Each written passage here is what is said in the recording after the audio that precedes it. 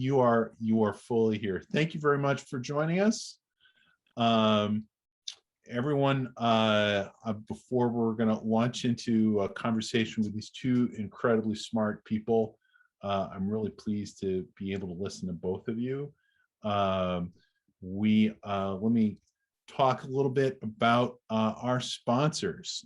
We have 4 sponsors today who are sponsoring our webinar, How Established Companies Are Approaching Social Equity. That's what we're discussing here today. If you were looking for the New Orleans discussion, that will come maybe some other time. Our sponsors today are American Cannabis Company, operating a vertically integrated or standalone cannabis business, has unique and complex challenges. American Cannabis Company provides consulting and solutions to increase efficiency and quality while reducing operational challenges and pitfalls. Green Spoon Martyr, the team at Green Spoon Martyr understands the unique challenges facing the cannabis industry. With full service capabilities and over 20 offices in the US, our attorneys help every kind of plant touching company, as well as ancillary businesses and investors around the country. Englewood Construction, with national experience with high-end retail and secure industrial facilities. Englewood Construction is a practical choice for cannabis facility construction. Our stable of diverse and equitable partners lets Englewood Construction create your vision anywhere in the United States. And finally, Green Rose Advisors. Have a new cannabis license and need help with next steps? The Green Rose Advisors team stands ready to help you maximize your cannabis opportunity. Thank you both for being here today, Akele, Parnell, and Denavvia Mojet. I'm really, really excited to listen to both of you. I want to introduce you to our audience here. Akele is the head of equity partnerships at Lantern, the cannabis home delivery platform where he leads the company's business incubators and social equity initiatives. He is also co-founder and CEO of a Chicago-based cannabis company with a dispensary and craft cultivation license. And if that's not enough, he's principal of the Cola Group, a Chicago-based cannabis management services company which manages Nature's Care dispensary in the West Loop neighborhood of Chicago. Denavvia is a Grand Rapids-based consultant and nonprofit administrator. She is also the founder and executive director of the Black and Brown Cannabis Guild and has led initiatives like the Michigan Expungement Week for lobbying for clean slate reform. She worked as the corporate impact strategist for Flourish Cannabis and continues to consult for them. And I'm really excited to have you both here today. I'm just going to kick it off with a question that I'll start with Akele, and then Denavvia, you want to jump in. Social equity in cannabis is a really broad term. As cannabis company managers and as advocates for social equity, what exactly does it mean to you? Yeah, Mike, that's a good question. So social equity to me in general means that, all community members, regardless of their background or the adversity they face, are able to participate and prosper and reach their full potential in any aspect of life. And specifically with regard to cannabis social equity, in policy, that focuses on ensuring that the communities most harmed by the war on drugs are able to participate in ownership and operation of cannabis businesses in the cannabis industry. And specifically, they're able to reap some of the economic benefits of or share in the economic upside of the cannabis industry. So that's how I would define social equity. Okay, Denavvia? Yeah, so I agree that it's a very broad definition. And I think for me, I tell people all the time, my expertise isn't cannabis, it's equity. That's what I built my career on, founding Equity PAC, been doing equity for politicians long before marijuana was legalized here. And I think social equity is really just about our ability to see nuance, our ability to understand that everyone wasn't impacted the same way, and to see the differences in how people were negatively impacted by marijuana prohibition and choose to try and counteract that impact, to choose to be socially responsible. And then, for complete transparency, I tell people social equity is my expertise, but racial equity is my passion. because one of the most common differences in the way we saw disproportionate negative impact was in the criminalization of people of color. And so for me, I consider social equity broad, but impact inequity to be, a quite precise thing. So, yeah. Yeah. Okay. Those are really good feel-good ideas, right? And what I really want to extract from both of you here is the fact is that we live and work in a capitalist society, and we're all working in organizations where the key idea is to be able to maximize our company's outputs and to be successful. But social equity, how does that fit in with the idea of a capitalist enterprise? And I don't want to use the word capitalist as a negative term. I think it's a straightforward, it is, right? Our job is to make money. And so how does the concept of social equity fit into organizations whose job it is to make money? Yeah, it's a really tough issue and a challenging one and a real one.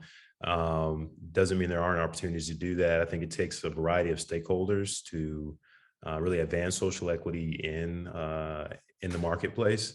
And so we do have a capitalist economy, but there's also there is elements of planning around our economy and regulation and things like that. And so that's usually where I would look at as the first step, where social equity can be advanced through the licensing structure and through government regulation and all that stuff. And then also, with companies themselves, there are, or at least I would argue that there are market benefits to being socially equitable, certainly from the advertising and branding side. And then they still have a social responsibility. The bottom line is the bottom line, but sometimes that bottom line can be aligned with what's good for broader society or what's good for a particular community. And I think the cannabis space is one in particular where there's opportunities to do that. That doesn't mean that it's easy. And it's certainly challenging. It's been challenging so far, but we're seeing progress there. And so, when I think that those two stakeholders, government and the private industry come together to advance social equity, then we can really see impacts there.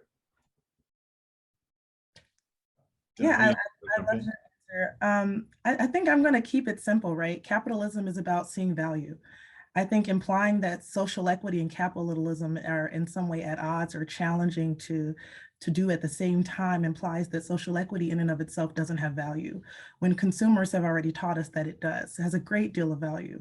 In fact, a lot of my meetings now aren't with operators who are like, oh, the state's forcing me to do social equity, help. It's like, hey, we absolutely need social equity initiatives because our consumers are waiting on it. They expect it. We don't even want to launch, grow, or claim this market without having some type of social equity proponent, because that is valuable. We can sell that. Our consumers are looking for that, and the data supports that, right? You can go to the Leaf Links and the Weed Maps of the world and ask them what people are searching for, and see that just as often as they're searching for what has the highest THC percentage or the right terpenes, they want to know who's woman owned, they want to know who's Black owned, they want to know who's local owned, and I think, capitalism isn't the evil variable here, and neither is social equity. I think as the trends and the concerns of our consumers shift, as an industry, we're going to be required to shift. I think the entire recreational market wasn't as attractive to voters in Prop 1 without a social equity component, right? Social equity wasn't the afterthought that we wrote in after we had regulation. It was one of the driving points in getting voters to the market, at least in Michigan. And I think without social equity, we're not maximizing on what any capitalist would want to see from the cannabis industry. I think of all industries in cannabis, we can acknowledge that the regular consumer has some common history with, or some commonplace understanding of, the impact that marijuana specifically has had on this country and on their community and on their state. And I think it's a little bit tone deaf to imply that once we have this market, that we're going to drive this market without it. that would be like missing the point of so much of what voters wanted and so much of what consumers are looking for. And I think the data shows that. So I think I'm evolving past the point where we can assume that social equity is a cliffhanger or a burden, when in actuality, social equity it goes hand in hand with capitalism in 2021. So, Denavvia, is it your experience then that managers are no longer seeing a gap between their profitability goals and social equity, or is there still some sort of a gap or lack of understanding? Or Yeah, and I speak most intelligently to the Michigan market, and our market's pretty young. It's relatively young, I tell folks, but I would say that, there's still going to be a gap because this is an expensive industry to get into, right? As long as we have costs as high as they are on infrastructure and on the licensure side, we can assume that there will be some challenges in getting to close that gap. But I don't think we hang that gap on social equity. I don't think we say that the missing piece here is that you don't want to have to spend on social equity initiatives because you need to focus on a business model that's profitable. A profitable business model can include social equity, and it should if you're trying to reach the broadest base of consumers. And the definition of social equity being so broad is where that opportunity lies. If it makes sense for your brand to work with veterans, or for your brand to do expungement services, or for your brand to drive impact around, patients who are harmed, or by, the lack of, economic opportunity for growers and caregivers, social equity could be a part of what helps you get to close that profitability gap.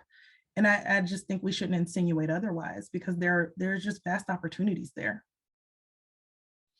Akele, you work with Lantern, which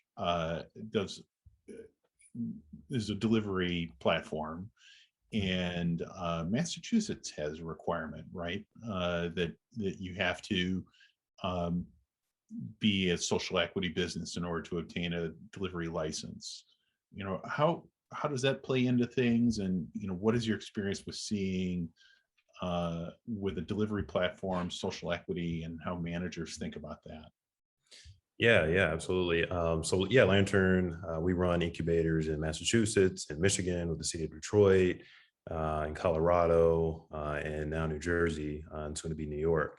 And so how that plays out is, in certain places like a Massachusetts, like a Colorado, delivery licenses are reserved for social equity businesses. So you see government regulators creating market opportunities the same way that limited license markets create certain market opportunities for any business in a market.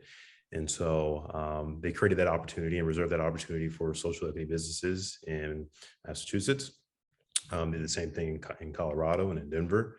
And while we don't see the same thing in Michigan, and in particularly the Detroit market still hung up in litigation, Detroit is prioritizing social equity licensees in the licensing process. So they give them that sort of that advantage, which would translate to potentially a market advantage.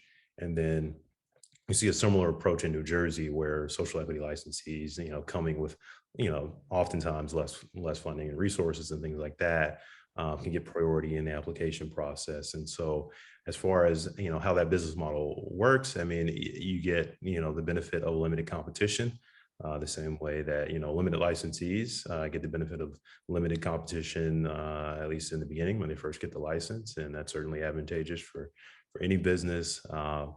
And we'd like to see that potentially extended to other license categories like retail or something like that. So, we incubate those businesses in each market that we're in. And, we're not a plant touching business, but, we understand it. And, I've been involved in that side. A lot of folks from our team have been on the plant touching side. And so, and we certainly understand delivery really well. So we're able to work with applicants and licensees, recent social equity licensees, to develop the right business model, ensure there's a path to profitability, and they're able to operate successfully. Before I ask the next question, I want to remind everyone we have this chat, and please put questions that you have for our panelists in the chat, and I'll be asking them at the end. And also, if you want more New Orleans tips, please put those questions in there too, and we'll try and answer those. So I want to ask you guys, there's lots of different components. I mean, Akele, you sort of got into it here a little bit, that there's lots of different components of what you might say is social equity, right? There's social equity for your relationship with consumers. There's social equity that you might have with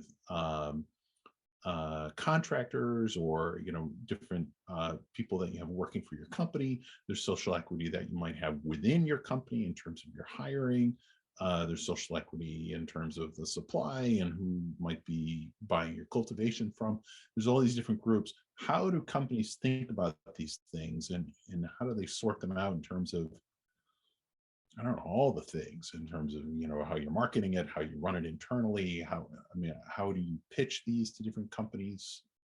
Can both of you answer to that? Yes, absolutely. Yeah, I would say, you make equity a core value. It's really easy to implement a lens where you're prioritizing whoever has, who lacks advantage or lacks privilege, when equity is a core value, right? I tell people, don't overthink social equity, the buzzword, so much so that you forget equity, the principle. And what that means is, when you're hiring, working is an opportunity. How are you being intentional about creating opportunities for people who may not always navigate the human resources process equally, right? And when it comes to, charitable giving, how are you making sure that your lens for equity requires that you see organizations that aren't as popular, or aren't as well funded, or aren't as, visible? It's about taking what you have and then offering it to someone who doesn't have it. What do you have to leverage? And when you're trying to practice the principle of equity instead of check boxes for the buzzwords of social equity, it's a little bit easier. And what I tell operators all the time, and companies that work with my firm, is pretty simple, right? What are your core values? And then the same way you embed those core values in every department in your company, make social equity one of those core values. You can be a standalone company that just values really great cannabis, and then you can decide that you will have a standalone social equity program, and maybe that equity program is your incubator or your accelerator. I love those programs. I love to run them, drive that. They have impact. But if equity is a core value to you and your team, you're looking at everything from your leadership to see where you have worked to make sure the people leading your company are of folks that don't traditionally navigate executive opportunities well, right? And I just think focusing on the principle instead of just focusing on the box check of, I have a mandated social equity plan, is usually how you get to that. And then when you get to a roadblock where you say, hey, our company is struggling, we have decided that equity is a core value for us. We want to make a difference. And we want to really embed equity in our departments and how we operate, not just in our social equity plan. I think that's just something, that has to be authentic to that operator and to the values of that company.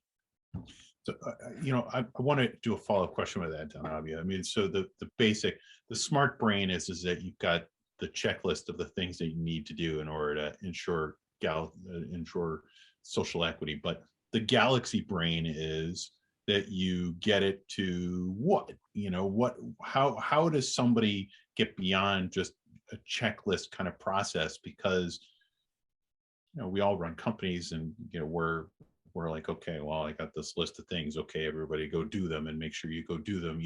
How do you get beyond that? You say you make it into a core value. So what are some practices that get you beyond a checklist? Well, I tell people, you train for success, right? You're always training your employees, your staff, you're always training your leadership to be equitable. You don't assume that anybody comes to the table with that lens, right? If I know my whole life I've had a lens for equity, I don't assume that I sit across from someone because of their resume that they have this natural, core value.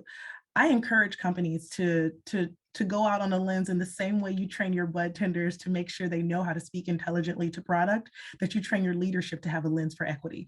I encourage people not just to make SOPs that are compliant for their state regulatory body, but to be writing in their protocols and their procedures how they want employees to be thinking when they're making decisions on behalf of the company. And I think that you can you can consider best practice. And I'm a consultant, so this is literally what I do, right? I'm a bit of a nerd about this. When I say, what does the community that you inhabit care about? Right? If I know in Grand Rapids, we care about beautification. Do you have walls, right? Can you paint the walls outside? Can you hear what your neighbors want and help with that? If your company really wants to, practice social equity or have a profoundly positive impact, best practice is looking at the people around you to see what do they need. If your neighbors are standing outside and there's no bus benches around your corporate campus, can't you buy some benches, right? Sometimes it's the really small things, and sometimes it's really big things like launching an entire accelerator. But yeah, I think best practice is just adopting it authentically as a value. And then if you're struggling with that piece of it in terms of like, are we trained? Do we have this lens? Is anyone with the expertise of seeing equity and embedding it in a streamlined fashion on our team? Then you go fill that gap, just like you would if you didn't have an accountant, if you didn't have an attorney, if you didn't have someone who was proficient in management and sales, like everything else. Wow. Okay. Fire hose of information. That was great. Akele, no, that's terrific. Akele, now you get to follow up. I mean, do you have any thoughts on that in terms of, how do you break out these different categories that you have, and how do you address these different categories of, suppliers, people who work in your company, consumers, and how do you take all that and how do you address it?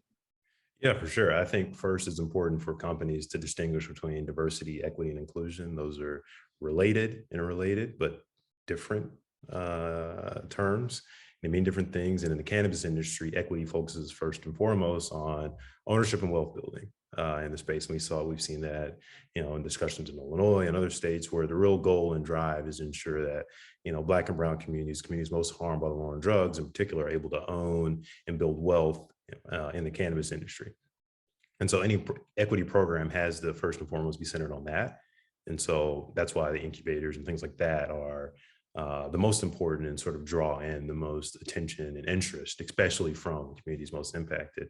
And so that's one. But then equity is also important, internal equity. So, having a diverse leadership team with ownership in the companies that may not be, majority, minority owned, or whatever the case, or social equity owned. That's another important piece. And then, there's also the inclusive piece, where you're creating an inclusive environment. So you have a diversity and leadership team, there's equity opportunities, there's inclusion in the workplace, and you're in an inclusive workplace, a healthy workplace. And there's a variety of ways to do that. And then there's also the sort of community outreach and integration piece, which we talked about too, which I think is another aspect of it, and also aspect of any CSR program, where you're making a positive impact on the community, whether it's beautification, public service, and all that. But when it comes to the equity conversation, I think first and foremost, companies got to be focused on how can we help communities that have been harmed by the war on drugs create wealth in the cannabis industry. That's what legislators want first and foremost. That's what those communities want first and foremost. And also that's what consumers want. And so there's a variety of ways to do that, from ensuring that they can obtain licenses, or ensuring that they're able to create brands and products. Consumers, especially conscious consumers, which is a fast growing segment among consumers. More conscious consumers want to see, minority owned brands, women owned brands that where a portion of the proceeds go back to good causes that they believe in, whether it's reinvestment in communities harmed by the war on drugs, or whatever cause you have. And you're starting to see more of those brands in the cannabis business and in other industries. And so I think those are the sort of different silos that companies need to be talking about. But in particular, first and foremost, they got to be thinking, okay, how can we help the communities most harmed by the war on drugs build ownership and wealth in this industry? So I want to ask you guys, there's one of the things that I'm always wondering about is the idea of well, on the one hand, if it's everybody's job, then it's nobody's job. But then on the other hand, I also hear the struggle with the idea of having a director of social equity, and then it becomes almost ghettoized, right? You have this individual whose job it is to look out for this stuff. And then everyone's like, well, it's Fred's job. Fred's supposed to look out for this. And, how do you balance that? How does a company think about that is earnestly trying to tackle this problem? Yeah, I'll start off on that because I'm kind of, not in the position that, at our company, I think it's core to our ethos. Are you Fred? I'm not Fred. I'm not Fred. I've seen Fred. I know some Freds. There's definitely a lot of Freds. And so I think that becomes a challenge when, social equity in companies is somewhat of an afterthought or is not a priority. And they haven't thought about how does social equity tie into our core business model.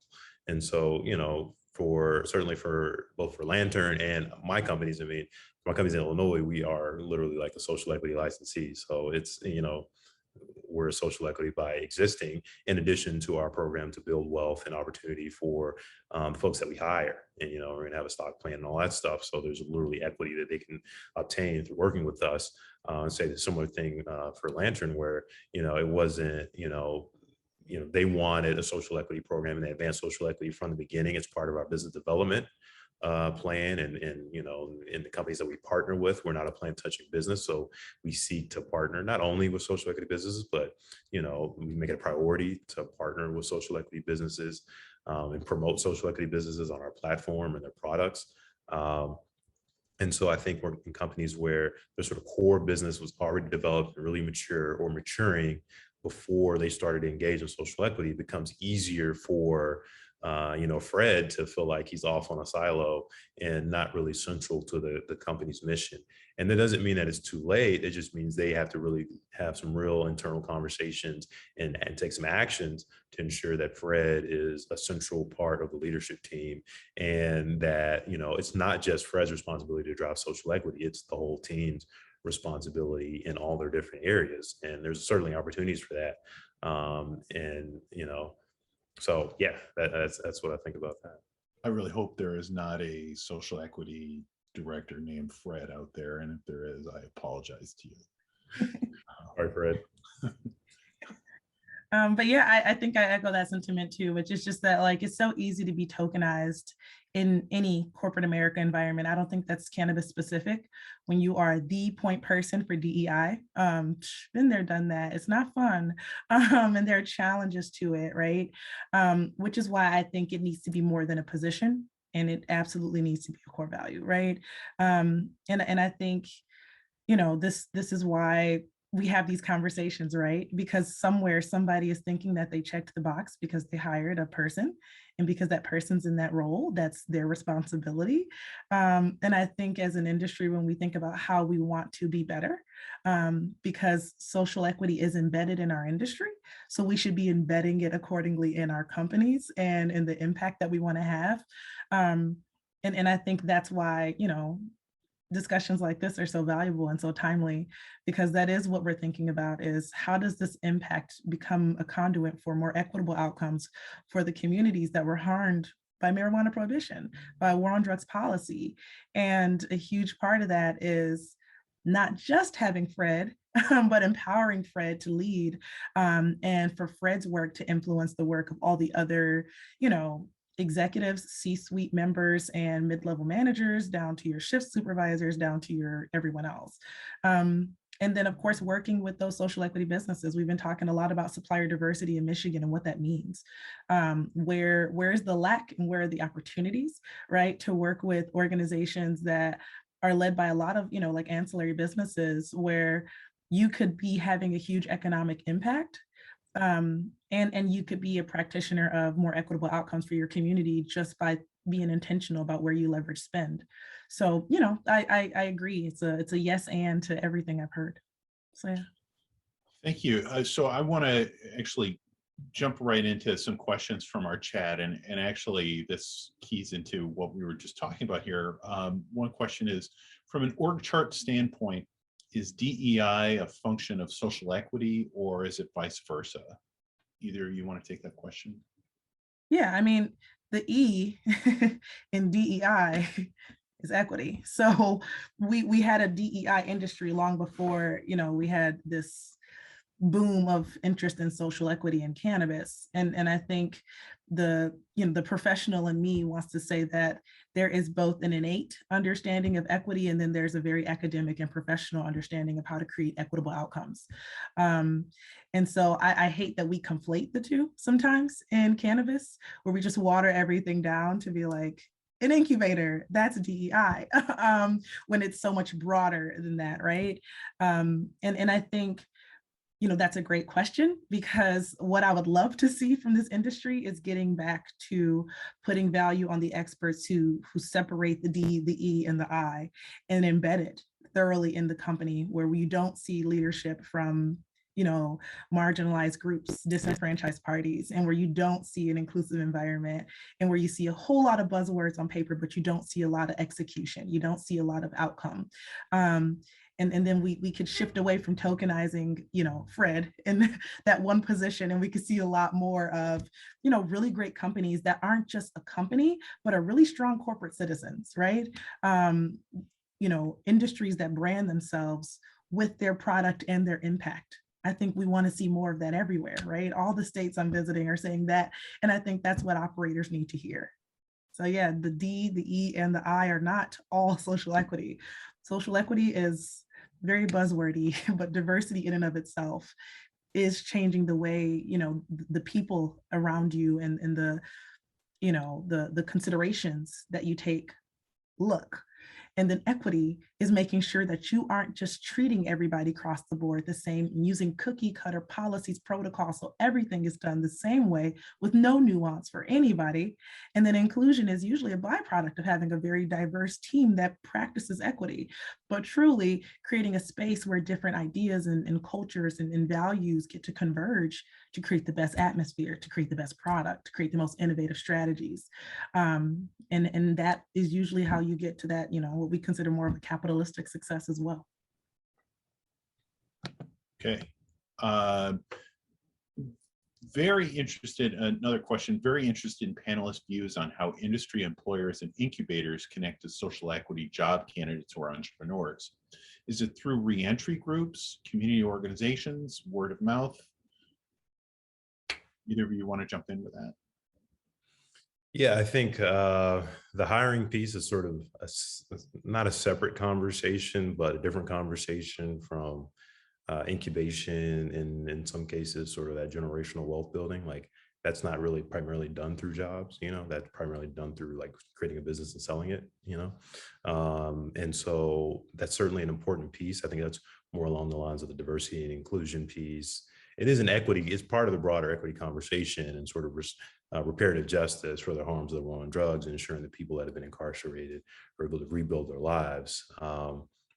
And so I think, that that fits better on, the hiring portion, the diversity and hiring portion of companies' programs. And there's certainly like an equity component, like a little probably equity component to that. And then working with organizations that, work on reentry and, taking folks that have been incarcerated and helping them to put their lives back together and, and build wealth in some form or fashion. And that could be incubators where you have folks that, have been incarcerated or building businesses or ancillary businesses or whatever kind of business that they can in the cannabis space too. So, it could be all those different things.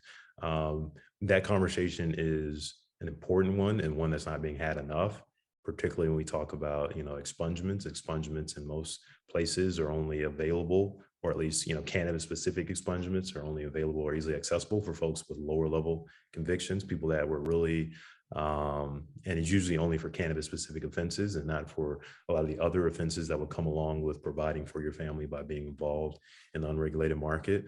And, that's something that we need to continue to grow on. And I think we need probably more specific programs with people with a background in that work from outside of cannabis to be leading those programs for them to be successful.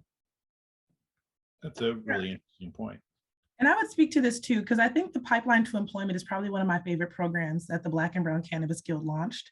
And I think we can't be an equity organization and only focus on entrepreneurs. And I had to, wag my finger at myself when I first founded the organization, because my initial vision of the guild was just like all these entrepreneurs who came together. We had this network. It was going to be so fire. Like me and my girlfriends were going to like get all the entrepreneurs of color and cannabis together.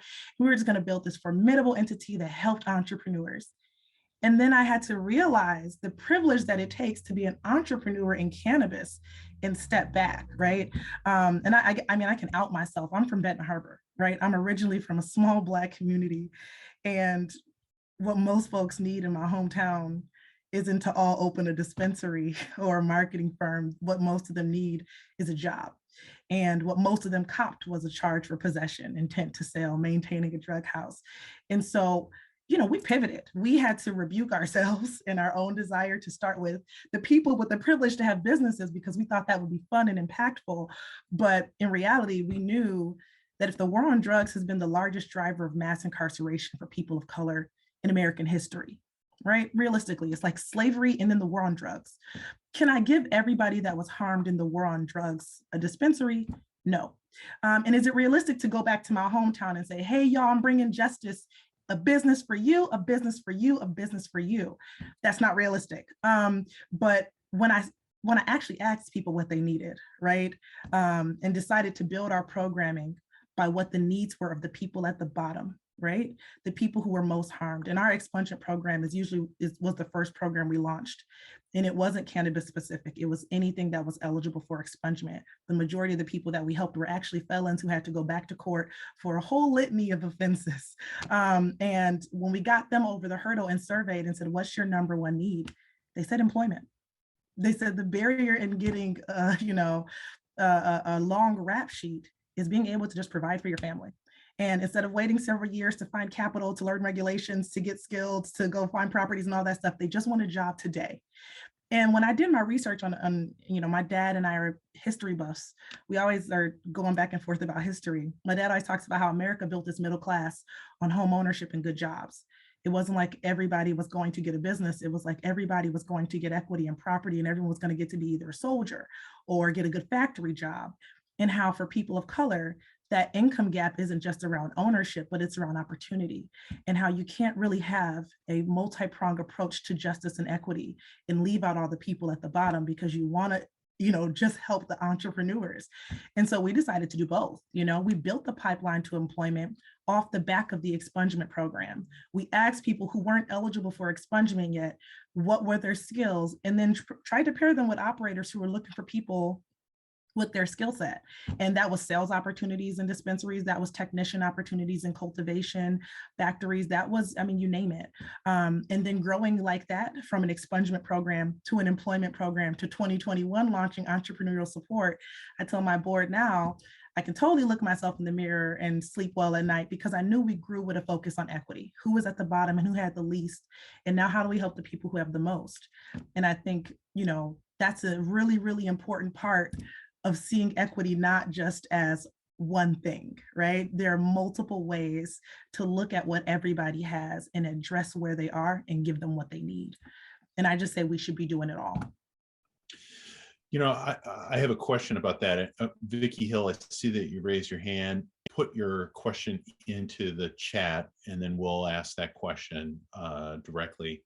I want to ask you guys, Denavvia, you bring up a really good question, a really good point, which is that a pretty big portion of minority communities are really disaffected when it comes to interacting with cannabis. And I know in Illinois and in Missouri and Michigan, there is a tremendous amount of dissatisfaction and disillusionment within minority communities. It hasn't worked out in the way that everybody said it was going to be.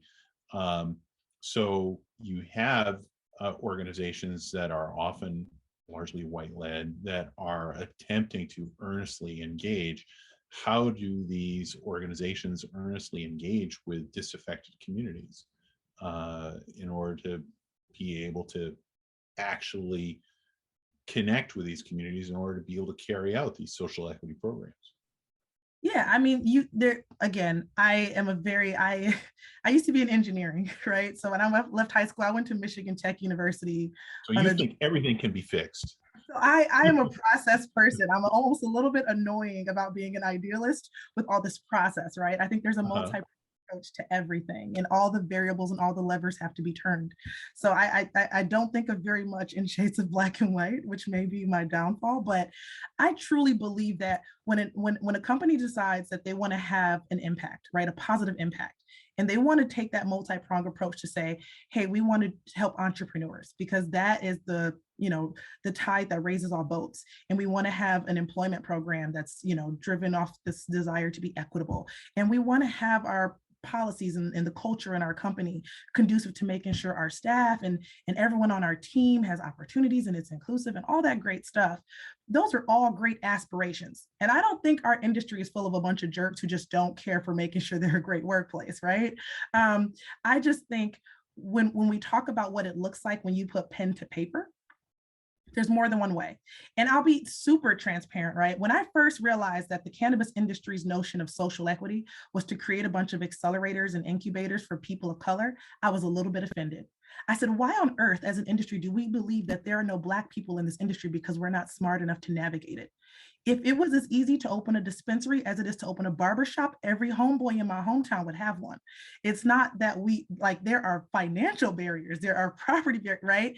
And if your program is just to show us some PowerPoints and tour us on some facilities, thank you, but why? I've always seen people of color as extremely capable, extremely creative, extremely innovative. And I don't consider anyone doing me a favor by hiring people in my program. I am giving you extraordinarily talented employees that you need anyway, right? Social equity is not some backdoor opportunity that you just throw because you have to do it. At the end of the day, social equity is just a vehicle to drive something that companies should be looking for anyway, right? And that's just this is the opinion of Denavvia Mojet, right? I've always felt that you can have that strong program, that great program. I mean, I think, Flourish's accelerator, I love it. The corporate mentorship piece, extraordinary. Exclusive brands and their piece of paying your licensing fees, incredible, right? The MRA's notion of looking at communities to determine whether or not they're social equity qualifying communities. I think there are strengths to all of them. But I just think if you just embed equity as a core value and as a principle, and then you decide to grow from there, you're never truly done. And I think that's the aspiration that we should all have in this industry. And I'll shut up so Akele can speak to this. Akele, you got something to say about that?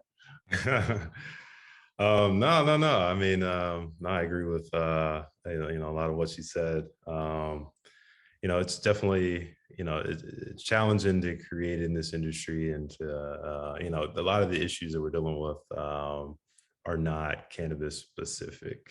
It's front and center in the cannabis industry because it grows out of the history of the war on drugs, the history of racism, and this industry in particular is a result of reforms, criminal justice reforms in particular, and racial justice, work and stuff like that. And so equity is more front and center, but the barriers, and I've worked on this issue for a while, the barriers to jobs and business ownership and ultimately wealth building in communities of color, particularly in Black and Latinx communities, is really about access to generational wealth and then access to capital.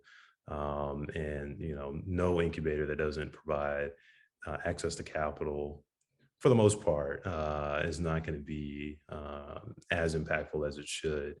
And so, yeah, I mean, we got to have those real conversations. And the same thing on the jobs piece, where it can't be the lowest level wage jobs. Those jobs are available in every industry, and you're not able to build a life on those. That's what drives most people to the unregulated market in the first place. So, the job training, the business building and all that stuff got to go together. And I think the cannabis industry is actually in a unique position because of what it emerges from to set an example for other industries on how to be equitable. All right. Well, we are at exactly 45 minutes in, and I promised that this would be brisk and 45 minutes long for everyone that has to go back to their real lives and jobs. Um, I want to thank both of you.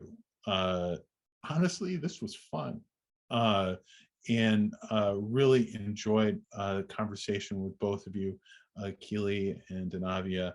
And I want to thank our sponsors, American Cannabis Company, Green Spoon Martyr, Englewood Construction, Green Rose Advisors, and everyone.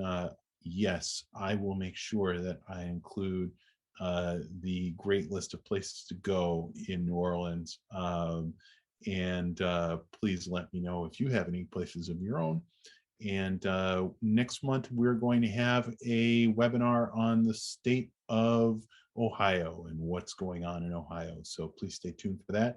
Thank you both very much. This was a great time. Hope to talk to you again soon. Thanks, Mike. Bye, guys.